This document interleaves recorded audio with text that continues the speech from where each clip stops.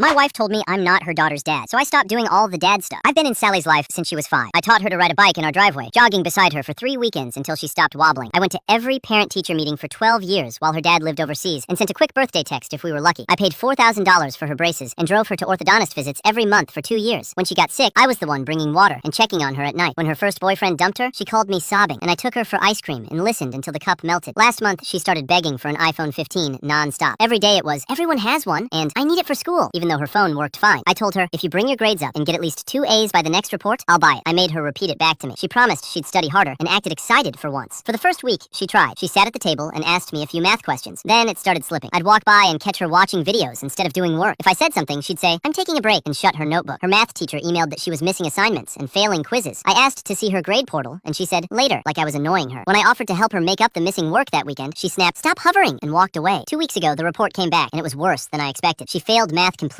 and didn't get a single grade above a C in anything else. I didn't yell. I sat her down at the kitchen table, slid the report toward her, and said, no iPhone, not yet. I told her, retake math, show real improvement by finals, and we'll talk. I said this wasn't a punishment. It was us keeping our deal. I even said I'd drive her to extra help after school if she wanted. She exploded anyway. She screamed I was ruining her life, slammed her door, and stomped around the house. My wife backed me up at first and told her rules are rules. Then, Sally locked herself in her room and called her dad overseas, crying about how unfair we were and how she needed that phone. 2 hours later, he called me. I explained the deal and the grades. He cut me off, yelled that I was too strict, and hung up mid-sentence. Right after, my wife's phone buzzed, and she went upstairs to talk privately. I thought that was it. 2 days later, Sally bounced into the kitchen grinning and said, Dad ordered the iPhone. It'll be here in 2 weeks. My stomach dropped. I went to our bedroom and asked my wife what happened to our agreement. She wouldn't look at me and said her dad wanted to buy it, and they decided to let him. I said, why would you allow that after what we told her? She turned to me, cold as ice, and said, stop interfering with Sally's business. You're not her father. I just stared at her. I waited for her to take it back, but she didn't. It felt like the air got sucked out of the room. I stood there thinking about sick nights, homework battles, and all the times I showed up when her dad didn't. I took a slow breath and said, you're right. I'm not her father, so I'm done. My wife blinked like she didn't understand. I said, Sally's almost 18. She has a father, so he can handle everything from now on. That Saturday, she came downstairs in her cleats and asked me to drive her to soccer practice like I always do. I said, ask your father. She stared like she misheard me. The one who bought you the phone, I said, and went back to my coffee. Sunday night, she knocked on my office door with her history book. Can you help me? She asked. I said, your father can help you with that. On Monday, a parent-teacher conference reminder hit my email. I forwarded it to my wife and wrote, Sally's father should attend. Sally asked me to pick her up from a friend's house. I told her to call an Uber or call her dad. My wife pulled me aside that night and said, what are you doing? I said, exactly what you told me. I'm not her father, so I'm not doing father things. Thursday, the phone arrived. Sally stuck to it like glue, scrolling at the table, posting in bed, and staying up past midnight. Her grades kept sliding, and her dad didn't call once after sending it. Then yesterday, she walked up to me bright and excited and said, can you take me to the DMV next month for my learner's permit? We've been planning it forever. I kept my voice even and said, that sounds like a father-daughter thing. You should call your dad and ask him. Her eyes filled fast. But you promised, she whispered. I said, I promised when I thought I was your father. She ran upstairs crying.